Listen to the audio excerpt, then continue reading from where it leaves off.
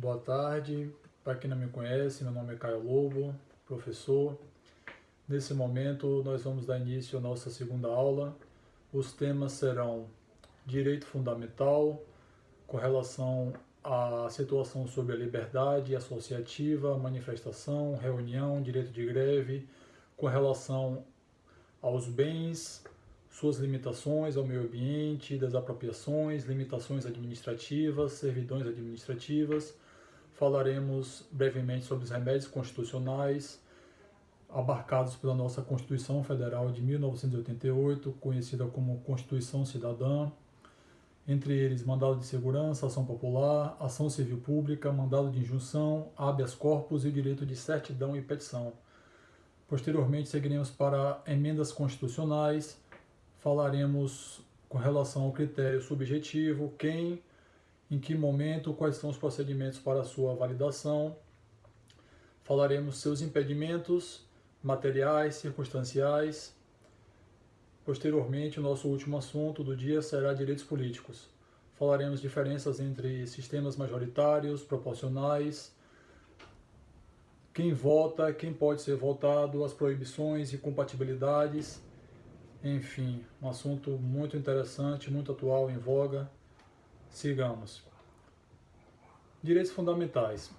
Sabe-se que a Constituição Federal ela tem uma dupla divisão com relação à situação onde limita o poder do Estado através da criação dos poderes, freios e contrapesos, onde um poder limita o outro, fiscaliza o outro, auxilia, e também existe a situação da análise material, no qual é previsto uma série de direitos para o cidadão brasileiro ou estrangeiro que esteja no território nacional.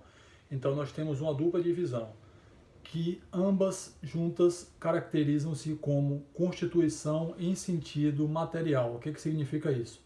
A Constituição ela tem um duplo sentido, formal, onde tudo que estiver na Constituição é norma constitucional, ainda que não fale sobre o sentido material indispensável, que é organização do poder e também a sua forma de manutenção e, por último, os direitos e garantias de todos os jurisdicionados administrados brasileiros ou estrangeiros no território nacional.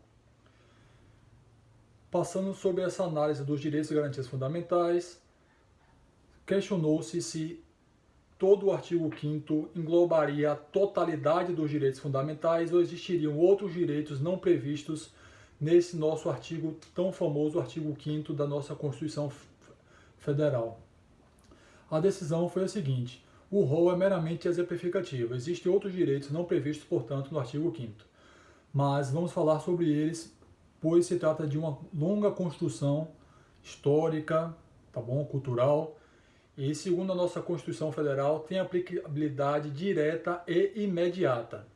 Portanto, o que significa isso? Não pode sofrer restrição de qualquer tipo de análise, seja do cunho material, processual, e aí nós vamos analisar com relação ao sentido da aplicabilidade das normas constitucionais. O que significa isso? A norma constitucional, como ela será aplicada? Nós temos de 3 espécies vigentes no nosso ordenamento jurídico. Uma, aplicabilidade direta e imediata. Está previsto, ela deve ser aplicada como está na própria escrita, tá bom? Utilizando dos critérios de hermenêutica de interpretação, como por exemplo histórico, científico, na escrita, no teleológico, finalíxico, axiológico de Alexis, por exemplo. Então, partindo por esse conceito, meus caros, falemos sobre o direito fundamental de liberdade. O que significa isso? A Constituição Federal, segundo os doutrinadores, ela é dividida em algumas dimensões, ou algumas fases. Por que dimensão? A partir de uma fase, a próxima abarca a primeira e coloca a nova dimensão. Surgindo uma nova, assim sucessivamente. Abarca a primeira, abarca a segunda, abarca a terceira. Dimensão no sentido de proteger e não de substituir e afastar. Tá bom? Primeira dimensão, nós falamos sobre o direito fundamental de liberdade. O que significa isso? O Estado, basicamente, ele se queda inerte para as relações entre os particulares. ele regulamenta a atividade do poder público, mas as relações entre particulares ficam à mercê deles mesmos. O Estado não é um Estado ativo, um Estado que realmente se insere nas relações, regulamentando, disciplinando, limitando direitos. Ou seja, este direito de liberdade é o primeiro objeto da dimensão dos direitos fundamentais. Nós temos aí no segundo, no qual, em razão da ampla liberdade, aquelas pessoas que detinham muito capital, detinham muito poder nas mãos, acabavam deixando sem forças os menos favorecidos. Em razão disso, o Estado teve que partir para uma nova dimensão, chamada de dimensão ativa, proativa, tá bom? E essa situação foi também superada por o direito de terceira dimensão, que é o direito de todos, como, por exemplo, direito ao meio ambiente, direito à saúde, direito à tecnologia, informação. Existem ainda outras doutrinas sobre direito à paz, etc. Mas o que importa são essas que acabamos de falar, tá bom? Com relação ao direito de liberdade, meus caros, nós temos, por exemplo, o direito de associação. O que significa associação? Código Civil prevê: quando uma entidade não visa a finalidade lucrativa, mas ela se organiza conforme as regras existentes no território, ela, portanto, é considerada uma associação, tá bom? Ninguém, eu repito, ninguém, nenhum ser é obrigado a se associar, se manter associado ou se submeter às regras de uma determinada associação sem sua manifesta vontade expressa, espontânea, voluntária, tá bom? É o direito da liberdade associativa, tá certo? Nós temos mais um outro direito chamado de liberdade de manifestação. O que significa isso? Todo indivíduo aqui no Brasil, ele tem o direito de se manifestar, tem o direito de cultuar suas crenças, suas ideologias, seu modo de viver, sem que seja interrompido por um outro indivíduo nem pelo Estado.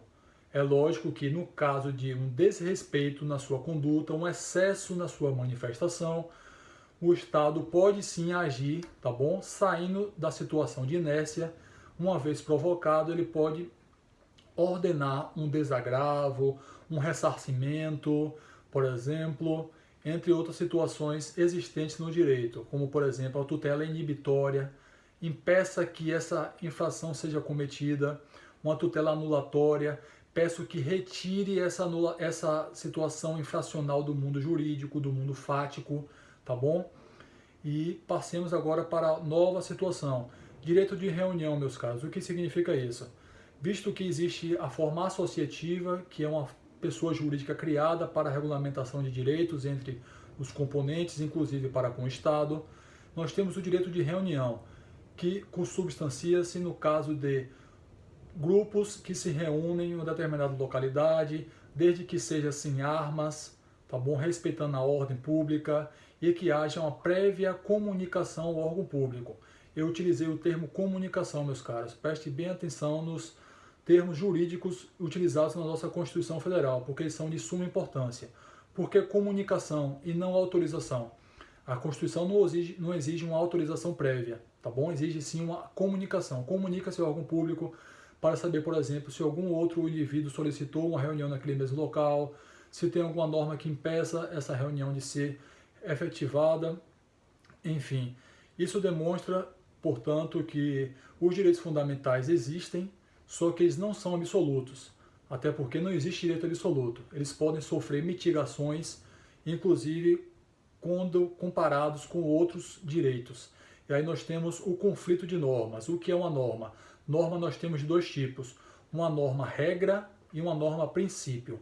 A norma regra é aquela onde existe ou você concede ou você não concede, ou você se insere ou você não se insere. É aquela onde, havendo conflitos, aplica-se uma norma e afasta a outra norma regra, tá bom? Não existe subsistência de normas conflitantes entre si. Ou você dá ou você não dá, ou você insere-se no A ou você não insere-se no A, tá bom? São situações de aplicabilidade limitada, é a mera subsunção do fato à norma. Você pega o fato existente, aplica a norma que se relaciona com esse fato, tá bom? Agora, com relação ao conflito entre princípios, o que significa isso? Ele é solucionado pela técnica da maior otimização, ou seja, deve-se interpretar o fato para que o princípio tenha sua maior aplicabilidade, que ele seja mais respeitado. Qual é a forma que nós vamos utilizar? Esse é o parâmetro que o intérprete e o aplicador do direito não pode se afastar. Vamos garantir o máximo de aplicabilidade deste princípio, por exemplo, dignidade da pessoa humana, liberdade profissional, liberdade econômica, situações que envolvam relações internacionais, respeito à soberania de outro país, por exemplo. São princípios, portanto, onde, havendo a compatibilização entre eles, deve-se sempre respeitar, no intuito de integrar os princípios e não separar um e aplicando o outro princípio, tá certo? Essa é a nossa aplicação atual dos princípios em conflito. É lógico que deve ser ponderado, como por exemplo, o cunho de ordem pública ou cunho de ordem pessoal, um cunho informativo ou um cunho mais profissional que interfira na liberdade da pessoa. Todos esses critérios são de observância obrigatória do aplicador. Passemos agora, meus caros, para a análise da greve. Nós sabemos que existe a nossa conhecida CLT, Consolidação das Leis Trabalhistas, e também o regime trabalhista do sistema do servidor público, o regime próprio do servidor, tá bom? Analisando sobre a situação previdenciária e também sobre a situação do vínculo administrativista. Existe ainda a situação do contrato temporário. Terceirizados, hoje se verifica uma grande gama de hipóteses de atuação trabalhista no nosso direito brasileiro. Como, por exemplo, hoje vocês veem atualmente, né, na mídia que a terceirização foi ampliada, foi admitida na sua forma mais ampla, de forma que não só a finalidade almejada pela empresa, como também a finalidade meio, todas podem ser terceirizadas. Por exemplo, uma empresa que presta serviço de segurança, não só a atividade de segurança pode ser terceirizada por uma outra empresa que vai demandar servidores para trabalharem através desse prestador, para que o tomador receba o serviço do prestador, cujos servidores são de um terceiro, chamado de órgão gestor de mão de obra, sindicato. São as duas hipóteses admitidas no nosso direito brasileiro, tá bom? Uma situação muito interessante para que vocês verifiquem a ampla possibilidade de atuação no mercado de trabalho, artigo 170 da liberdade econômica, por exemplo, da nossa Constituição Federal. E com relação ao direito de greve, o que significa greve? Greve é um direito legítimo do trabalhador, no qual ele se opõe às normas que estão sendo aplicadas com relação ao seu empregador, aquelas pessoas que fazem parte do seu meio laborativo, e através de negociações diretas, quando esta não for efetivada, não for realmente satisfativa aos interesses das partes, aí é que a parte trabalhadora ela pode exercer o seu direito de greve. E o que é greve no seu conceito? É uma hipótese de suspensão do contrato de trabalho. Nós sabemos que existem duas hipóteses, suspensão e interrupção do contrato. Suspensão é aquela onde não existe trabalho, não existe salário e não existe contagem do tempo de serviço. Tá certo? Eu vou repetir para vocês. Então, suspensão, não existe trabalho, o servidor não está trabalhando, não existe remuneração, não existe salário, gorjetas, outras verbas que incorporam a própria contraprestação financeira recebida pelo servidor, e também não existe contagem como tempo de serviço para fins previdenciários, entre outras situações de progressão funcional, certo?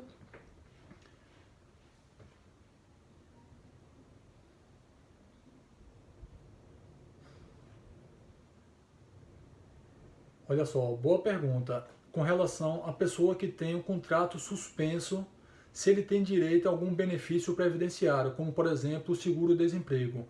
Olha só, com relação ao regime previdenciário, nós vamos ter uma aula sobre isso, tá? Mas eu já vou antecipar sobre isso. Como é que funciona o sistema previdenciário?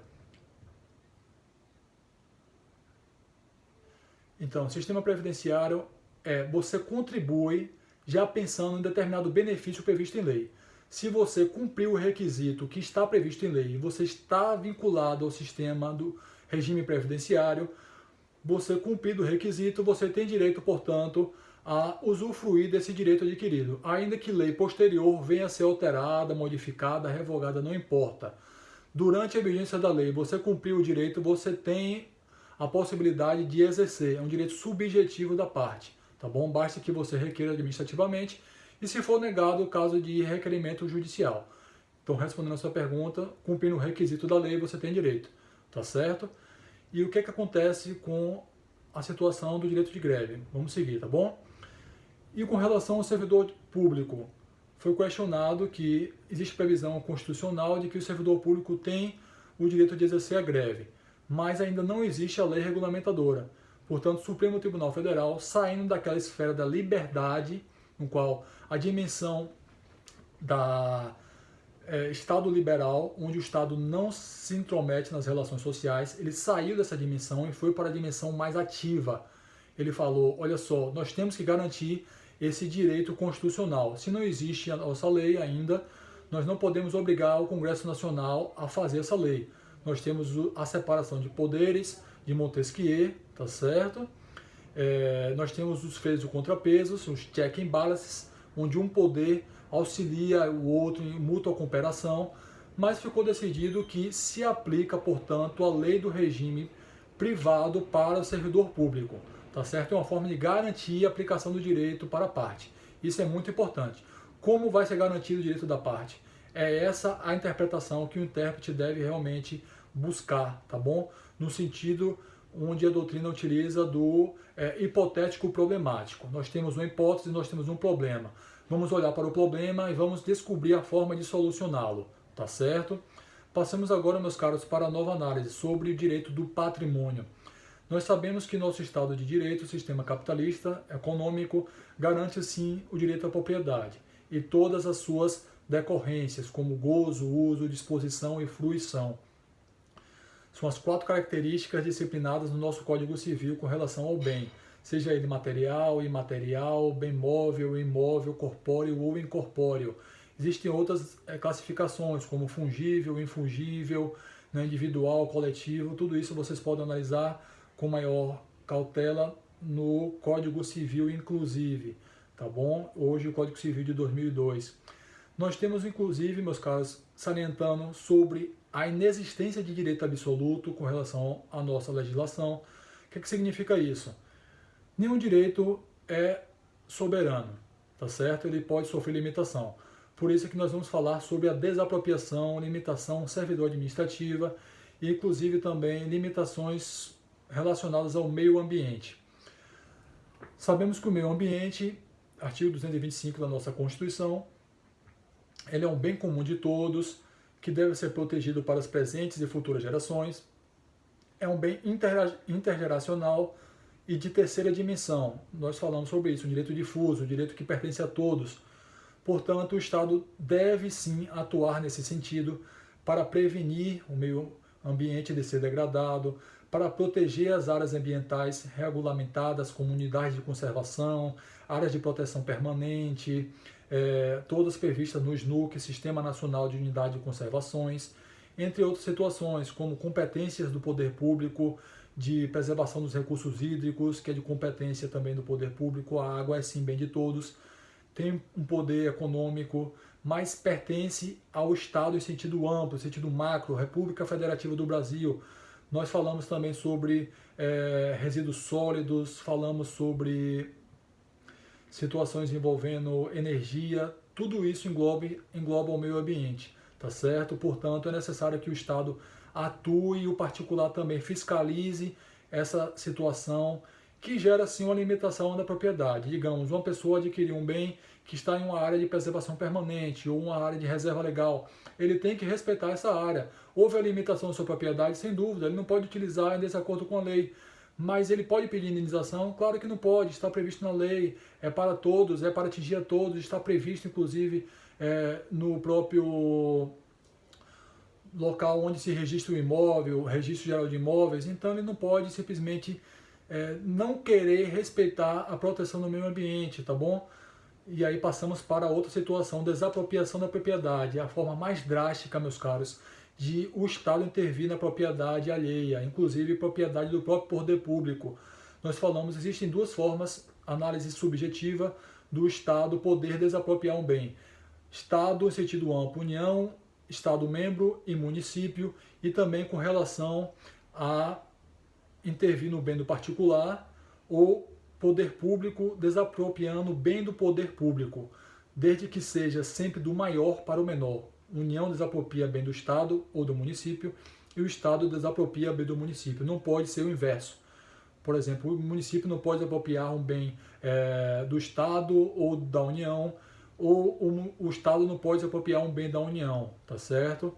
E o que significa desapropriação? Você retira a propriedade do antigo dono e passa para um novo, para se garantir um interesse público, seja ele interesse social, um interesse de utilidade pública e um interesse realmente para fins, por exemplo, urbanístico, agrário.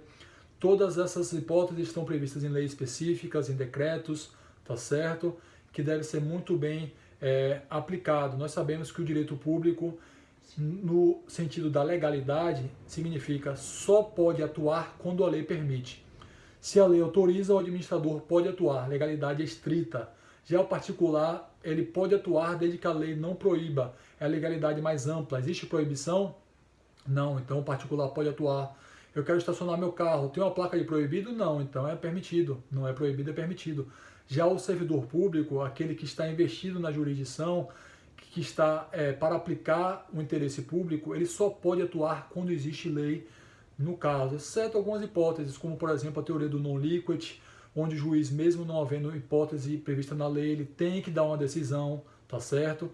Não havendo hipótese, o juiz deve decidir. Aí entra a situação dos princípios, por exemplo, a máxima aplicação, né, o teor da situação de otimização, tá bom?